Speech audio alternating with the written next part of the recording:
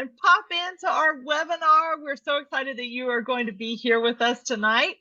Just a little note, we'd love for you to go down to that chat box, just click on chat at the bottom of your screen, type in your name and where you are joining us from. We would love to see that. Hi, my name is Amber Toole, and I am going to be your host for tonight's webinar, which is all about coaching your clients and their joints.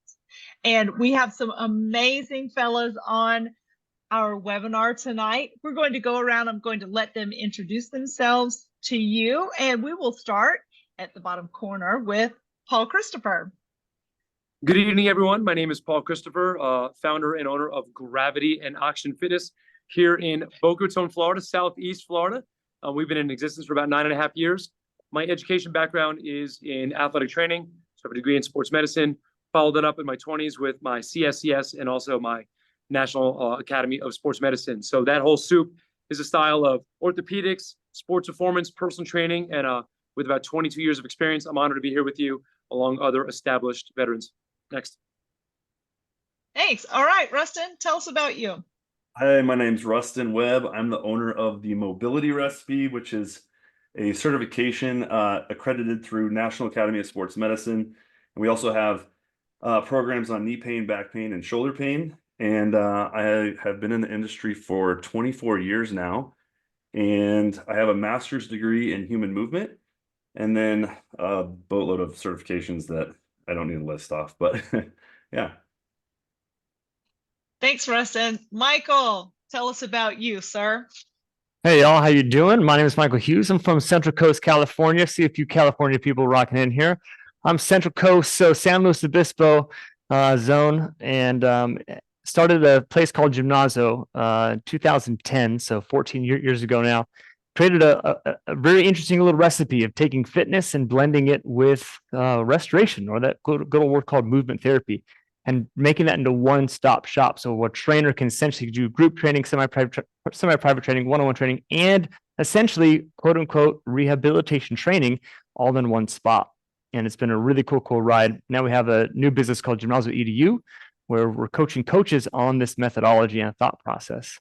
The education that's really worth sharing is a fellowship that I have in applied functional science, which takes this approach of the principles of the physical, biological, and behavioral sciences, wraps them up into a nice little piece that allows you to really unpack chain reaction biomechanics and the world of the athlete. And the athlete is anyone from what I can walk and move and groove to just before they pass. So we believe everyone is an athlete, and understanding joint motion is one of these awesome topics. So excited to be here. Yeah, thank you. I'm excited for all of y'all to be here. And I am in Ocala, Florida, in my studio called The Training Tool. So I am really looking forward to the information that these guys are going to share with y'all tonight. I think you are going to leave with some really great information and also the ability to help your clients even better, which is why we are here. So we're going to start out with a very simple question that probably might turn into something a little more complex. And that is, what makes the joints complicated? And I'm going to start tonight off with Rustin. All right, start with me, huh? Yeah. So I think we're all on the same page here, but as far as the joints go, I mean, there are joints that move less, there are joints that move more, right? So we're looking at ball and socket joints, we're looking at hinge joints. We can go down those names, but what we're really focused on is, what are the joints' primary role? What should they be doing for proper movement or functional movement? What makes them complicated is when a joint's not doing that. So if we look at the thoracic spine as an example, and it's not moving well, we have bad rotation, or we're hunched over because we're on our computer and our phone all the time. That lack of range of motion creates basically a compensation pattern, and that's where the complexity. Yeah, thank you, Paul. Exactly. So we lose. When we lose function in a certain joint, we're going to see compensation. Otherwise, the body won't move well. So the complication really is, how do we limit that compensation pattern and create better movement? I think that's what we're all after.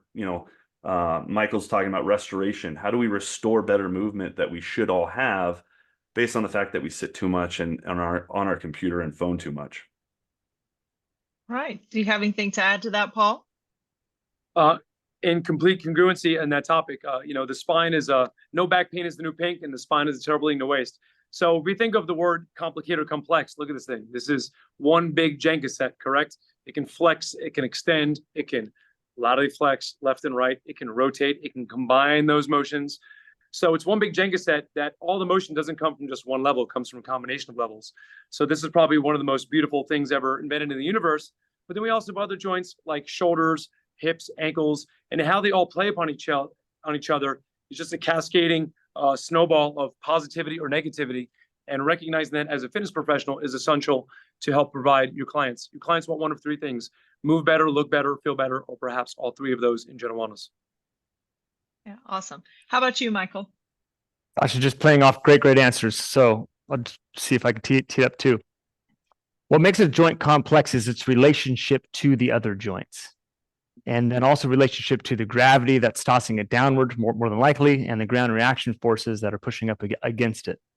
So we can get really nitty gritty into the Newtonian physics of this whole equation, but in reality, we are a sequence of links, and a joint by itself, though trained in traditional fitness to be by itself, and we can activate those joints, not necessarily activate them, but we can move them in singularity or in isolation, but that's really not what matters when people leave the traditional gym. So having the understanding of what the ankle joint does with relation to the knee joint and how that knee joint can move to the hip joint. And then we start singing this really cool song of these bones move with this bone, that bone, that bone. But that's the beauty of it. So what makes a joint so complicated is that essentially it needs to be three-dimensionally accessible in mobility and stability, regardless of if it favors one or the other. It still needs both of them, just in different varieties. So resting in yourself that there's a lot to learn, resting in yourself that there's so much out there, but just saying, well, okay, well, let's just start building from case to case up. And that really starts to build that beautiful harmony. As Paul said, it is an amazing design. He didn't say those words exactly, but that's what he meant. And it's a gift to be had. So don't freak out. The whole body's really complicated, but you can figure it out. Start with one joint at a time and understand its three-dimensional stability, mobility components, which one it rathers to play in. And then, well, we can keep climbing the ladder, and I'm sure we will in the next 45 minutes. Oh, for sure. Yeah, so let's build upon that. And I'd love to hear your answers to this next question, and that is, how can we identify potential joint issues before they become serious problems within our clients? Great.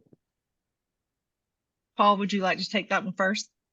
I'll take the grenade in that one. Grenades. Sure. So I think the only way we're going to recognize that there's something faulty or a light on your dashboard would go off is the feedback from our clients. It's a never-ending feedback loop. So if you're going through your battery of questions when your client John Smith comes in for the day, have you slept? Have you hydrated? Have you eaten? Any barriers to success? One of those things is, how are you feeling today? Is there anything we should be made aware of? So they're really only going to let us know that there's a red flag based upon that subjective feedback and asking those questions. It's kind of hard to foreshadow something that might occur based upon no response at all from them, or so that's the idea. So someone may have limit with overhead motion, but if it's not giving pain, then I wouldn't necessarily mess with it. So we don't want to get too crazy in this corrective exercise path or funnel if someone is not complaining of a situation. So it's kind of hard to play that Nostradamus fortune teller of a potential issue. But we do know that if we train someone soundly by mobilizing some of the important joints and creating that stability in the ankles, hips, and your spine, then hopefully we can prevent that position or situation ever from occurring. So it's kind of hard to play forecaster unless you're getting that subjective feedback from your client. Awesome. Michael, would you like to add to that? Yeah. So when someone says, we prevent injury, no, we just do our best to avoid it. And I know those are very tight kind of words and sense, but the best thing we can really do is have a client or ourselves, right, have a good communication between our body and to know when our body's talking to us. Pain is certainly one of those things. Discomfort that's not really talking to us, it's yelling at us. So to think about it as, you have to know, or excuse me, let me say this a little better. You have to start to build a relationship and communication with your body. So when you know what a tight zone feels like, or a congested part of your body feels like, honestly, most people don't even know. They weren't even taught that. So as a way of thinking about it, if I just do a simple lateral lunge and I know, gosh, I have a feeling of tension in my inside thigh, does that feel the same? So we can start to use a comparison and contrast method, even in just doing our typical exercises when we do a lateral lunge reach and a lateral lunge reach. If you start to just ask your client to say, wait a minute, let's have a conversation with your body to start to feel it. Now, they don't know what a baseline is yet. But the cool thing is if you start to put in through some good old fashioned stretching of that inside thigh and only do it on one side or just foam roll one leg, just to give it a simple kind of way to think about it, and go for a walk. And they'll feel that their stride changes, and they'll feel like that hip flexor that you rolled out or stretched out in that nice low way feels different. And it starts to beg the conversation of what they didn't know that they didn't know now is what at least they don't know that they know. And we're starting to build that kind of conscious awareness of what it feels like. And that's, I think, kind of the biggest answer I can give. In a smaller version, we want to put them through a movement progression. And it's our job to be able to say, hey, let's do a simple single leg balance reach and to watch and see how the hip extends. And I do that reach, or another way, and to be able to see either they falter through that motion or they can't go as far, or their knee bends on this one, but their knee stays straight on the other one. We can start to infer a reverse engineering effect, which takes more information to unpack that. But we say, wait a minute, did that knee bend because of the ankle? Did the knee bend because of the quad? Did the knee bend because of other connective tissues? It starts to kind of build this nice little detective case. And this is what I like to say when trying to understand movement dysfunction. You are Sherlock and your client is Watson. You need each other. Yeah. You need each other. So perfect. All right. What do you have to add to that, Rustin? Yeah, I loved both those answers. Identifying potential joint issues. I think for me, I like looking at the body from a static position. Everything starts static and then we begin to move, right? So, not that the body's not moving continually, but I do like looking at posture. I think posture can be a sign to tell us a little bit about what's going on. And just to give everybody an example, if you're watching, if you want, go ahead and hunch over as far as you can in a really bad posture. And once you hunch over, just take your right hand and lift it up as high as you can. And you'll feel stuck. You'll get into a stuck position. The body starts to compensate, right, in that stuck position. If we get nice and tall and do the same thing, you'll see that range of motion through the shoulder immediately change just by moving or changing our posture. So I think identifying how, again, this goes back to what Michael and Paul both said, how interlinked our joints are, right? They respond to each other and what they are or not doing. So to me, not only just looking at posture can start to tell us a little bit of what's happening. It doesn't always, somebody with bad posture can move really well, and somebody who can move really well have bad posture, right? So we're not going to go down that rabbit hole, but looking at that and then looking at mobility, right? I like to look at, we have assessments within the mobility recipe. So how do people move, right, through that posture, whatever they're holding, and what does that range of motion look like? We like to start with mobility first and then build a foundation with stability around that. And that's kind of how we identify potential issues, whether, whatever injury might be potentially happening. But yeah, like Michael said, there is a relationship with your client. They're going to be able to tell you and give you a lot of feedback. You have to listen to that as well. Awesome. You guys, those were amazing answers from all three of you. Thank you for sharing that. Great information. So I can't wait to hear this one. How do you modify exercises or warm-ups to accommodate clients with joint limitations or injuries? We do a lot of this in my studio. Lots of working around that because our clientele is mostly over 40 individuals. So we see a lot of joint issues and injuries, but I would love to hear how you guys do that within your spaces. Go ahead, Paul. I'll take lead on this one. So as we are in South Florida, we are a very active age or population heavy location here demographically. So let's say perhaps the neck could be an example, the cervical spine, correct? So we can say primarily the neck can do 8 moves. It can protract, it can retract, it can rotate right and left, it can laterally flex right and left, and of course it can simply flex and extend. So let's say a client may be perhaps experiencing discomfort in 2 of those motions. So what I try to recommend is that if the cervical spine can produce 8 motions, if the other 6 do not give pain, continue doing those 6, and hopefully those other 2 will come around. So with the idea of that lubrication and creating synovial fluid, and you take that principle to any other joint, whether it be the shoulder can't internally, externally rotate without pain, or flex, extend, ab and adduct, whatever motions the joint can do that does not give discomfort, hopefully the other ones that do give pain will come around. So that's the idea just of letting those joints articulate that arthrokinematics, and hopefully the other ones will cooperate based upon just the principle of motion is lotion, and that the nervous system will begin to relax, get the parasympathetic system into place, and then hopefully have less of a pain signal. So that's my approach when it comes to a lot of our active age populations. Nice. Rustin?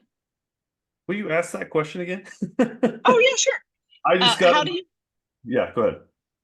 How do you modify exercises or warm-ups to accommodate clients with joint limitations or injuries? Absolutely.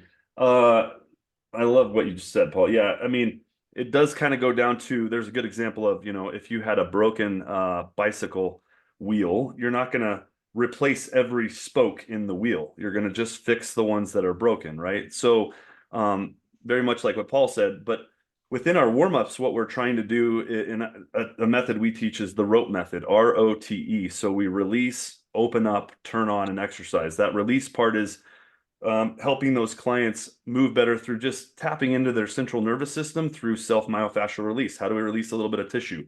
Then we want to open up, right? Now we're looking at mobility. So we start to see where our clients are limited mobility-wise. If we can't fix that mobility, then we're going to look at how we can improve the mobility before we move into an activation. Sometimes getting a client's glutes to fire because they sit so much is really difficult until we open up their hips properly, right? So we want to look at mobility first and then look into activation. Now we've got a window of time to start getting things to work properly. And then we load it after that with, like Michael's saying, complex, you could say compound movements, right? Where the body's not in an isolation on a, barbell curl machine, or like what Paul's doing. So now we start to move and load those newfound movements. That starts to unlock the body, and we start to see a better relationship with the joints. Yeah. Michael, I'd love to hear what you have to add to that. Yeah, you got it. So I'm gonna do a little post there. So some note taking. The way that we look at, and this is not all of them, this is just some of them. The way that we look at what we call modification of exercises, that we want to go through a list of different things. Now, let's say the action is an anterior lunge, and that causes knee discomfort for whatever reason. We don't necessarily know, because it's a group workout. You're doing your thing, everyone's having a good time, but your client says, "Hey, coach, this bugs me." So here's a quick list, and the action is at the very end, because what we want to do is we want to change. We don't want to change the action, and this is going to go a little psychology science here in a bit, because we don't want our client to feel that they're being benched. Meaning, if everyone's doing lunges on exercise number 1, we don't want to say, "Oh, sorry, Susie, how about you go do some wall sits?" Now she's automatically singled out. Now I'll stop there for a hot second. But so we want to look at what could we do to change the action? Well, we can change the environment and what they're in. Now, environment, I'm on turf right now. If I do 2 more feet forward, I'm going to be on rubber. That's a different environment, a different tactile sensation. But I also change the slope of my environment. So if I do an anterior lunge onto a more dorsiflexed ankle, I'm going to get much more soleus activation. And that's one of the things. So I get more tissue tensioning. Therefore, that could potentially help me have less knee pain. Again, that's a potential. We don't necessarily know exactly what's going on. We can also change the driver. So if I have my hands, let's say I'm just doing a forward lunge. It's a very simple drill. But if I take my hands and I spin them to the same side of my lunging leg, I'm going to therefore put more tension to the lateral hamstring through the glute max zone. And those tension zones start to help decelerate that knee better. So that's a cool way to do it. Now, that could be good or bad. We don't necessarily know. I could be doing a forward reach. But wherever my hands go, I'm going to therefore incorporate stronger muscles or weaker relative muscles, depending on that lunge. Real quick one, the more I go down, the more butt hamstring I'm going to get. The more I go up, the more instead of quad or core. These are kind of weaker muscles compared to these puppies back here. So perhaps, you want to either put more tension or relieve tension. I'll go a little faster. I could also change my direction. Instead of doing anterior lunge, I could do a lateral lunge. I could do a same side rotational lunge. Each one of those vector forces change how the knee relationship is just by changing the direction that you go. Then I can do the basic ones. I can go faster, slower. I can go heavier. I can go lighter. I can go shorter or longer. Those are the basic ones I'd like you to try to shove down as low as you can in your tweaking order, because those are the basics. Try to go that next level. And then action, of course, if none of those work, change the drill. Hey, Yeah. Michael, will you do that lunge with rotation again toward the front knee? Where you, yeah. So, and right here, now we're incorporating, and I know he didn't say this, but now he's starting to incorporate thoracic spine rotation, right? In a loaded hip where we get stabilization through the lumbar spine. So we're starting to incorporate lots of movements where they work together in, you know, what I like to call the primary role of that joint and what we're looking for. Yeah. Right. And then Paul, we've got Paul. I like this. Also I'm just gonna stay at my desk. You guys keep doing the movements. Y'all keep working out. Yeah, so we're getting hit, you know, hinge at the hips, right? And we're getting stability through the lumbar. Yes. And I just want to make a point, because both Michael and Rustin said this, talking about load, you know, that came down towards the bottom, that we're working on getting their movement patterns in a better place, helping them to move out of pain, but not just loading them with a bunch of weight. Well, oh, you're in pain. Well, here you go. We're just going to put all this weight on you. So I just thought that was a good point to make right there, that we're working on that mobility, the SMR, all of those things, trying to get that movement pattern better before you add load. Perfect. Wonderful. Next question. Can you recommend any specific tools or equipment for joint rehabilitation and strengthening? I'm going to start with Rustin on this one. You're going to start with me. Okay. I will tell you right now, I believe Michael and Paul are going to love this answer more than myself, but I'll give you my answer. This is only based, look, doing this 24 years, we owned a gym for 11 years. What I noticed is friction. So with the mobility recipe and with like my pain solution programs and things like that, we try to create as less friction as possible, which means less equipment. I'm not against any equipment. I have zero qualms with any of it. I just want my clients to have zero reasons why they shouldn't be doing the exercises I'm giving them. So we limit that and try to give a lot of homework or things that they can do on their own to start to unravel the body. So when we talk about that, you know, really basic stuff, a dowel rod, like Paul talked about, a foam roller, maybe a lacrosse ball or a tennis ball, things like that, of that nature, we can do a ton of movement patterns with just the body, the floor, a fitness mat, a chair, and a wall. So those are kind of my favorite ones. But I know there's a lot more to work with, and we should be using those. But in my case, it's more, how do we kind of get them moving better? And then if there's one-on-one, you know, at play or some small groups, then we can move into those different tools and techniques. But that's my answer. Awesome. And I just want to say, if you are listening to us on the podcast, please go to scwfit.com and look at the webinar, because Paul is doing some amazing movement right now and he's showing us some things, and I don't want you to miss that. If you're just listening in, I'd love for you to watch this. So Paul, tell us a little bit about what you were doing there. Okay, so I was going on Russ's recommendation. So instead of relying always on false idols, like you go to travel somewhere on vacation and, oh, I don't have a broomstick in my hotel room.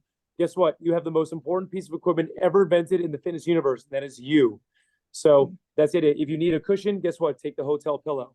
But as he mentioned, you are the ultimate piece of equipment in any gym you ever walk into. So finding as many moves that you can do for yourself in those principal joints, and then getting to the ground is a great way.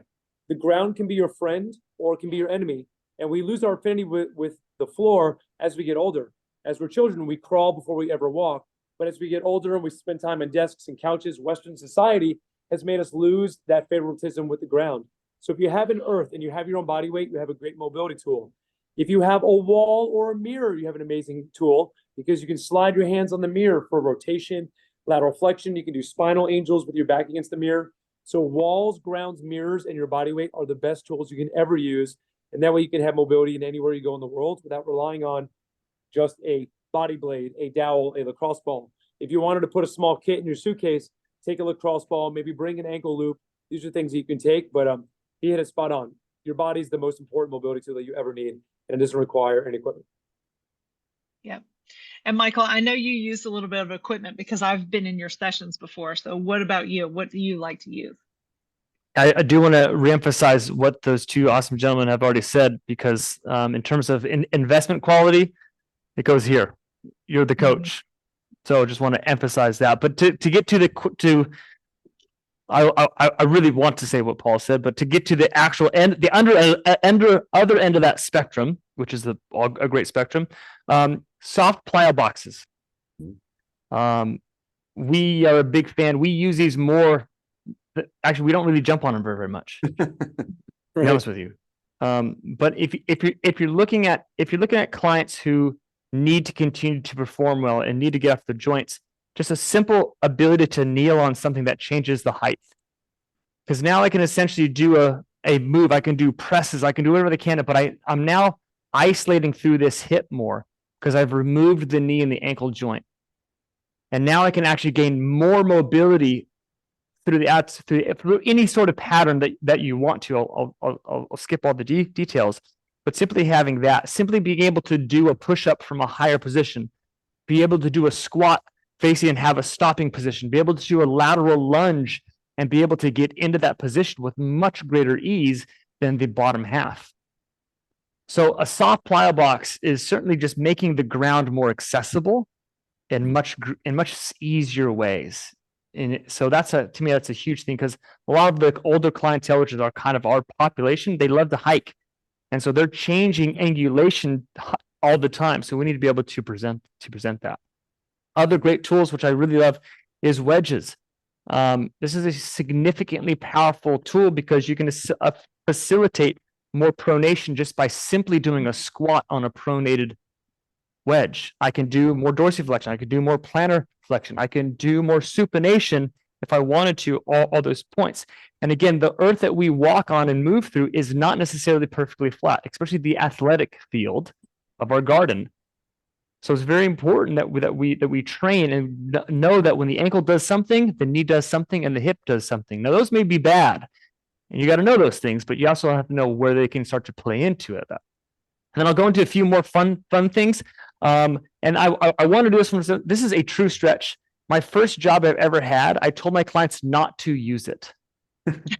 So if you ever in a facility, some facilities have these true stretches, and if you have them, I want you to do your very best to go to YouTube and search how to use a true stretch, because you're going to feel that understanding the points of contact that you can get someone in to get them into that amazing golf swing that they want to get into and be able to dive into it. And I'm not even really doing the true golf swing for this cage, but it's like to have points of contact to be able to train single leg balancing on a pronated and supinated spot is a huge, huge tool. The next thing I want to go after, I'm going to go two more, and you can always cut me off if you want to, is vipers. We love vipers because they have the versatility to move through any sort of weighted pattern, holding from like logs, and essentially it's like a barbell, but much more conveniently poised and balanced. And so from a standpoint of being able to take something and move it and to kind of move through a different pattern, which is hugely important from a athletic perspective, or from just honestly a basic deadlift to press, right? Because to have that kind of friendly, grippable environment. And then the last one, which is probably kind of new, actually I want to do two more, but I may get cut off, is an RMT rope. An RMT rope is something that was invented by David Weck that is being utilized much, much more. It's very good, grassroots type of thing, but still, if you want to go after thoracic spine mobility, beautiful, thank you very much, and take it through. And Paul is doing an overhand, essentially, and do a little bit of drag and roll, and you can see where Paul's really feeling really good about it. And so basically, it isn't necessarily the fun, it's basically, what am I doing right now? I'm taking my spine through thoracic type 2 motion, which is essentially rotation and lateral flexion to the same side. And initially, I'm doing so much volume with so little load and impact. So it's this ability to start saying, and how do I get my posture, my thoracic spine moving in a way that's very interesting and fun? And the last one I'll throw in there just for a little bit is a mace. Not because of the fancy things that you can do with a mace in the 360. It's basically an asymmetrical load.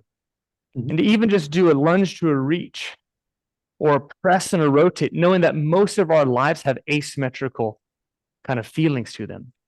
So it isn't that you're going to wheel this thing around. It's simply just maybe just doing a bicep curl back and forth, but having that momentum and flow to it really makes this thing fit into a lot of different very functional and applicable movement patterns that load the body appropriately and can also allow you to shorten it up or lengthen it out to find that good scalability. Again, we're trying to train good movement to get better movement.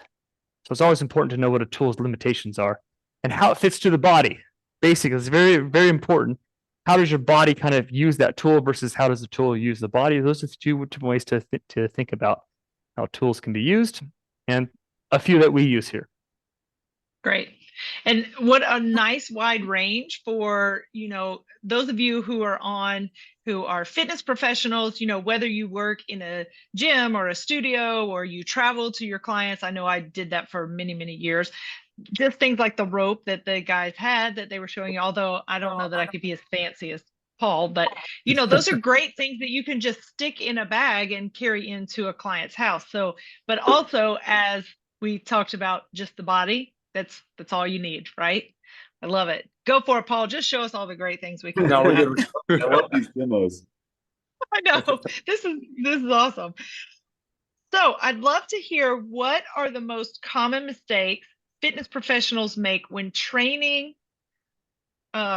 complicated joints, and how can we avoid them? I would say choosing too much quantity before quality of movement. So Mark Verstegen said a long time ago, position, pattern, perform. So only once you've positioned, pattern, perfected it can we then begin to really apply load.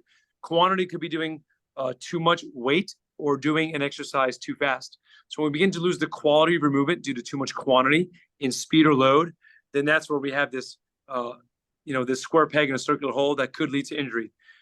Repetitive exposures of poor quantity is going to lead to poor quality. Yeah, I the exact same thing, but from a different person. But Gray Cook said, move well before you move more, right? Same exact concept. I think what happens with a lot of fit pros where they miss the boat is they do focus too much on muscles, because I think we're so fixated with what our clients want, which is aesthetics, instead of going after a functional movement pattern where we start to look at the joints first and kind of go all the way down to the skeletal system, where those joints should be moving properly and how. So that's why we teach, basically mobility assessments on joint range of motion, where those should be. And you don't have to maximize every client's joint range of motion, but if you can change it and get some symmetry behind that client, you're going to see a better functional movement pattern, a lot less likely to get injured and cause problems. We don't, like Michael said, we don't know, but the more functional we get them, the more we can see those prime mover muscles working properly. So we get a lot of clients in like a deadlift pattern. They can't even touch their toes. Their hip hinge is terrible. Their glutes don't work. And you're putting them in a deadlift pattern. Well, let's back it up. How do we get them to hip hinge better? How do we get them to touch their toes? How do we get their glutes to activate? Once those movement patterns work well, then we can start to move into a single leg deadlift, or slowly move them into a pattern where we're not creating a potential problem down the road. So that's typically what I see with fit pros if they're missing the boat. All right, Michael. I think I like to always speak from my missed opportunities in life, because I definitely know those very, very well. Is not understanding the client's sphere of control. And I just want to picture yourself in a big old bubble, right about now, right? And that bubble is essentially touches the top of your head and goes all the way to your toes. How well can you be in that space? How well can you go forward and come back home? How well can you go backwards and come back home? How well can you go lateral, just the cardinal planes, the rotation components as well. And what's essentially your mobility, which plays into everything that we've been saying, our mobility to get there, but our stability and strength and performance to get back. So Todd Wright, amazing basketball strength and conditioning coach, said that you need to be able to dominate your space. Now he talks about on the basketball court. Well, basketball and life are kind of You move all over the place. You're up, down, you're left, you're right. You're turning, you're spinning, you're diving, you're squatting, you're reaching. Sometimes you're even jumping. So if we can essentially say, what is my sphere of influence? Well, how do you test your sphere of influence? Well, you can do it with your two hands. Reach down in front of you and take as far of a reach as you possibly can up and all the way back around. And then from that standpoint, how left and right can you go? And then how much rotational can you go? Well, that's just for my stable feet. Could I do that with the same thing with my foot? Well, how am I going to do that? What if I want to be functional?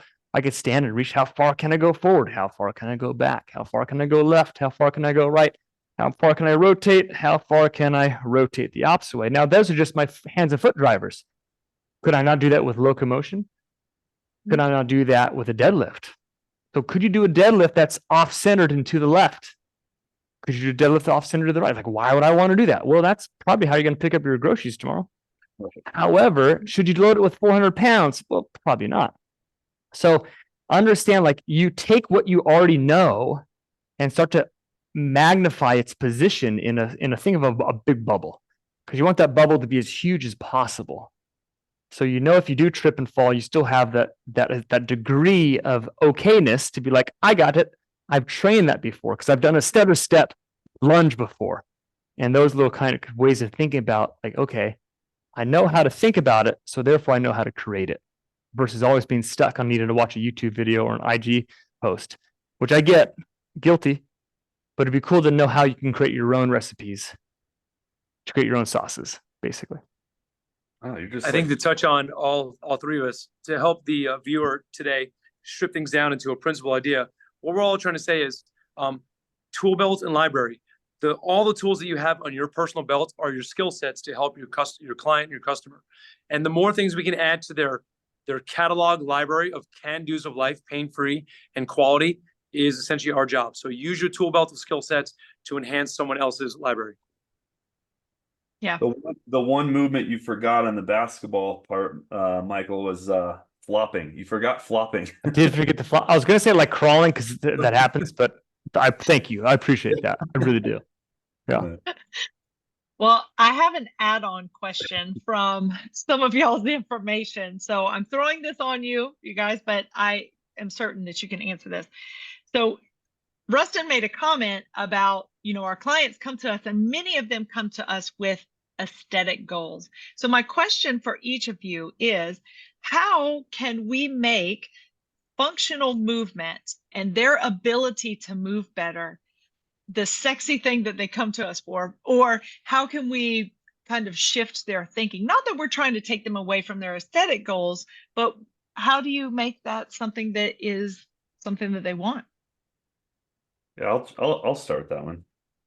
So part of this is a combination of educating our clients, right? So as we begin to work with our clients, we're educating them on why we're doing certain things. If I start to tell you that I can help you get a better butt, a nicer butt, by getting access to them, meaning I get better neural drive, and I know that you sit 40 hours a week, I can kind of educate you on why you're going to use the wrong muscle groups. Now we're talking about synergistic dominance, right? And using the wrong muscle groups in your lifts. If I can get access to those prime movers, we're going to start to see an increase in the way you look and the way you move. So there's kind of a way of educating them while you're taking them through that process that can make a big impact, and they can start to see the bigger picture of what they're trying to do. But we also even take our clients through one of our programs in the mobility recipes called the Purpose-Driven Fitness Formula, where we actually go after their purpose. So this is the mental health side of everything. We want to look at what's their overall purpose. What are they here for in life? If I can start to find their purpose, aesthetics always isn't at the top of the list, and we kind of reallocate how we want to go after our goals within the fitness industry. And so that's also part of that piece of the puzzle. Those are some short answers on a very in-depth question. Yeah. Michael, would you like to add? Love it. To me, functional training, true functional training, and aesthetics, they have to go hand in hand. They cannot be torn apart.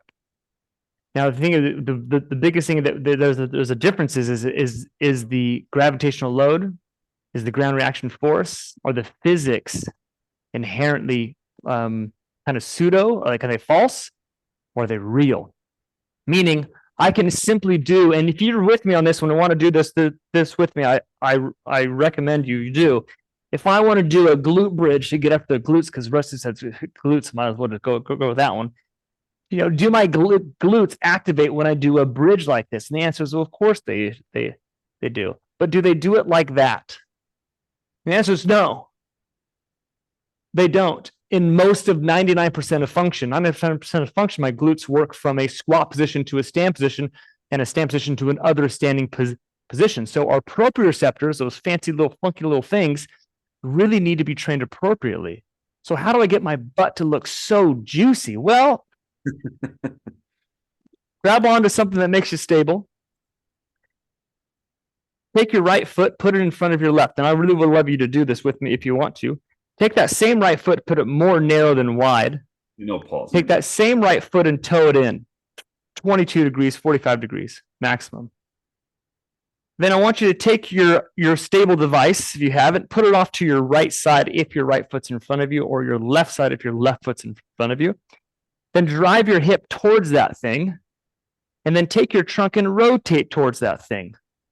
Don't let your foot supinate. Keep it relatively flat. And then take your head as far over your foot as you possibly can. From a side view, kind of looks like this from here.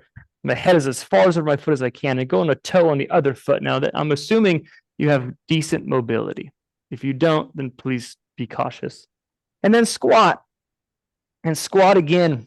And squat again. And then take that right side of your right foot in front's hand and let go of it and reach off over to the other side and keep squatting. And if you have any butt at all, that's going to start feeling pretty butt-delicious pretty quickly. Burn. Now, what I've done is I've taken gravity and ground reaction forces, just the free gifts that this Mother Earth has given us, and a little stability, and I went after the glute in such an isolated yet integrated way. So if we can really get performance physique training in functional training. It's pretty cool. Now you can do it with your chest. You don't need to incline or decline. You just need to know how to situate your hands. I have an incline press right now. If I was doing a push-up, I have a decline press right now doing a push-up, and vice versa, depending on the height. So it's just understanding how physics and how bone motion and joint motion work together. Then you start to understand, wait a minute, if this muscle goes here and attaches to that, and I turn the other thing this way and make it spiral, and you can kind of see where this goes. So a 3D muscle anatomy app would be a really cool way to see how muscles really kind of work, because they don't really go in straight lines. So we don't want to train in straight lines if we want to make our muscles look as good as they can. Follow their path that they go towards, and that's going to be where they're most dominant. So your glutes don't go up and down. They don't go left and right either. They kind of go to hybrid. So we hybrided into that sucker, and we just did its most powerful motion, one of its most powerful motions, which is a squat. You can do that with any muscle in the human body, any single one of them, even the popliteus, if you really wanted to. Yes. All right, real quick, we have just a minute. Rustin, Michael, please type in the chat box how people can find you. And Paul, give me your answer to that, please. So those are all amazing points. I'm going to wrap it up with, if you think of the bodybuilder who's probably doing one muscle, one joint, one plane of motion in a machine, working on pure hypertrophy, isn't necessarily going to get the desired function of just everyday life. Whereas someone who does functional training can get aesthetics and also function. Let's look at simple examples. Look at gymnasts. Look at the Cirque du Soleil performers. Are they not doing functional patterns in tri-plane of motion? Don't they have the most beautiful, impressive physiques we can see? Look at Simone Biles. You think she's doing function? Mercy. Look at your average guy doing the rings or a rope at a Cirque du Soleil show in Vegas. I mean, those are impressive builds. And they're the epitome of performing functional training to prepare for their events and programs. Yeah, great. You guys, this was amazing. I wish we had a whole nother 45 minutes to talk. But I do want to say really quick, take a look in the chat box. These guys are all going to enter their information so you can find them. And I'll just throw mine in there just in case you're interested. You can find me on all social media outlets, just about. And I do want to say our next Mania is in Atlanta, and that is going to be July 19th through the 21st. I'll be presenting. Rustin will be presenting. Michael, are you presenting? Minute. Yep. Paul, are you coming with us to Atlanta or not yet? I'm still in AAA ball by Miss Sean, but hopefully she'll call me up to the majors if they need a backup plan. Yes, all good. But listen, I want to tell y'all that Atlanta Mania is going to be amazing, and you can learn so much more from everybody that you saw here except for Paul, but maybe you'll get to see him in another place. But definitely follow all of us on social media.